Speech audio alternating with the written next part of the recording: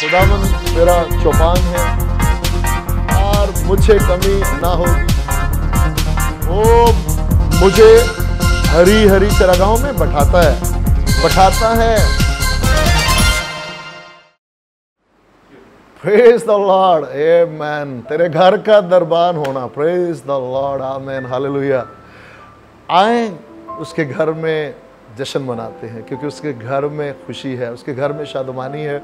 सो ज़बूर 23 को हम आगे लेकर चलते हैं और आज का जो मौजू है, आज की जो वर्ष है, ट्रस्ट में मुमकिन नहीं है कि इसे मिनटों के अंदर जो है, यानी कुछ मिनट्स के अंदर हम इसे करें, ऐसा मुमकिन नहीं है क्योंकि ये लफ्ज़ एक जो है ये रूह को शाद करता है और बंधनों और जुओं को तोड़ देता है। आपसे दरख्वास्त है, दिल लगाएं थोड़ी देर के लिए। अगर दाएं बाएं आपकी कोई एक्टिविटी है, सारी बातों से बढ़कर मानेंगे, एक दरख्वास्त, अपना फ़ोन साइड पे रख दें थोड़ी देर के लिए और रिजल्ट आप देखेंगे। वो मेरी जान को बहाल करता है, आमेन। वो, ये याद रखिएगा, बेफस से खुदावंद, पहला लफ्ज़ इस ज़बूर का खुदावंद है। इसका मैं के साथ कोई कंसर्न नहीं है। अगर मैं में है तो यहां मैं ज़रूर कहना पड़ेगा, याद रखिएगा, जब तक गुनाह वजूद में नहीं आया, हमारे बाप आदम के मुंह से मैं नहीं निकला। और इस ज़बूर के अंदर जितनी बरकत का दारोमदार है वो उसके साथ है, वो करता है। और ज़रूरी है कि हम इस बात को समझें। और मैं से इनकार और उसका इकरार, यही नजात है कि आज से मैं अपना नजात दहिंदा मैं खुद नहीं बल्कि यीशु मसीह मेरा नजात दहिंदा। सो मैं से मरना, उसमें ज़िंदा होना, तभी हम उसकी इन तमाम बातों को समझ भी पाएंगे और उन बरकत से लुत्फ़ अंदोज़ भी हो सकेंगे। सो बहाल करता, वो मेरी जान को बहाल करता है। मेरी जान, याद रखिएगा, जान के अंदर मेरी सोचें, मेरे ख्याल, मेरी विल, मेरे जज्बात, मेरे एहसासात।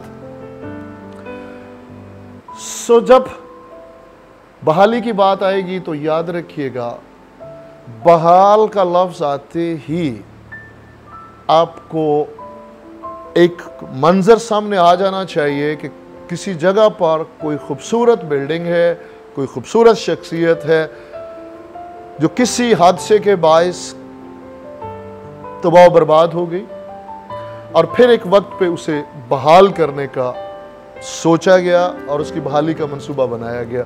इसी सबब से बहालिए जल्दा ज़दगान, बहालिए मजदूरा, बहालिए सो एंड सो, यानी बहाली जो है किसी का गिर जाना, किसी का बर्बाद होना और फिर उसको रिस्टोर करना, इसको बहाली। इसलिए ये लफ्ज़ इस कायनात में इंसान पर जितना फिट होता है, ये कहीं भी और फिट नहीं होता, क्योंकि इंसान गुनाह के बायस गिरा और जिंदगी से निकलकर मौत में, और ये बर्बाद हो गया। अब इसकी बहाली, और यही भेद है यहां पर। आज इस लफ्ज़ को ज़रा थोड़ा सा गौर कर लेते हैं और फिर आगे बढ़ेंगे। बहाल यानी बा और हाल। अगर एक चार्ट के ऊपर आप इसे लिखें और इसको समझें, सामने रखें, इस पर गौर करें और फिर अपने ऊपर इसे अप्लाई करें। मैं कहाँ पे हूँ? बा हाल, बहाल, बा हाल। और इसी बा की जगह पे अगर बे लगा ले थोड़ी देर के लिए और आगे लिखे हाल, तो क्या होगा?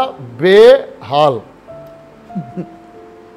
सो बाहाल यानी हाल के साथ और बेहाल यानी हाल के बगैर। सो एक ऐसा शख्स है जो हाल के साथ जुड़ा है, वो क्या है? बहाल है। और हम रोजमर्रा की जिंदगी में पूछते हैं, हाँ जी क्या हाल है? तो कुछ लोग क्या कहते हैं? बहाल हूं, अच्छा हूं। और कुछ लोग क्या कहते हैं, बेहाल हूं जनाब, कई दिन से हम तो बड़े बेहाल हुए हुए हैं। अगर जितनों तक ये आवाज पहुंच रही है, जरा गौर से सुनिएगा। अगर आज के इस एक लफ्ज को जो कलाम मुकद्दस में है, ये खुदा का कलाम है, हमारी सिर्फ एक ही इल्तजा है, दरख्वास्त है, आप वक्त दे दें, संजीदा हो जाए, इस पर गौर करें। अगर कई सालों से आप बेहाल फिर रहे हैं, तो ये लम्हात जो हैं ये आपको बहाल करने के लिए। हाल मेरे और आपके मुनज्जी यीशु का नाम है, ना वो माजी है और ना वो मुस्तकबिल है। यहां तक कि सलीब के ऊपर एक माजी की बात करता है, एक मुस्तकबिल की बात करता है, लेकिन यीशु मसीह दरमियान में, यीशु मसीह हाल में। हमारे बुजुर्ग मूसा पूछते हैं, अगर वो मेरा यकीन ना करे तो मैं जाकर क्या कहूं? खुदावंद फरमाते, जाकर कहना, मैं जो हूं सो हूं, मैं जो हूं सो हूं, हाल मेरा नाम है। कहना क्या चाहता हूं, शुक्रगुजारी खुदारुल कुद्दस की, जो कुछ साल बेशतर एक चार्ट पे बकायदा लिखवा के रहम की ओर सिखाया, ये मैं हूं तेरा हाल, मैं हूं इंसान का। अगर कोई मुझे साथ ले लेता है, और साथ लेने के लिए जब तक कोई अपने गुनाहों का इकरार ना करे, जब तक वो मुझे अपना नजात दहिंदा कबूल ना करे, मेरी गुनाहों की कामल कुर्बानी को कबूल ना करे, वो नापाक है और मैं पाक हूं।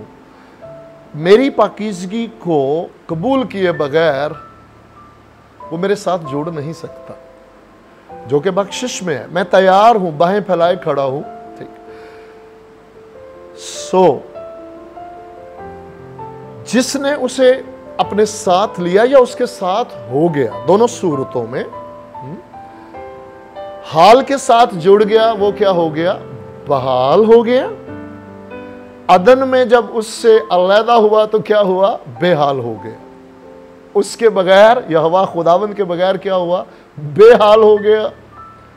लेकिन यीशु मसीह पर ईमान लाने के वसीला से उसके साथ उसका मलाप हुआ तो बहाल हो गया। आज की एपिसोड का वक्त खत्म हुआ जाता है। अगर बहाल होना चाहते हैं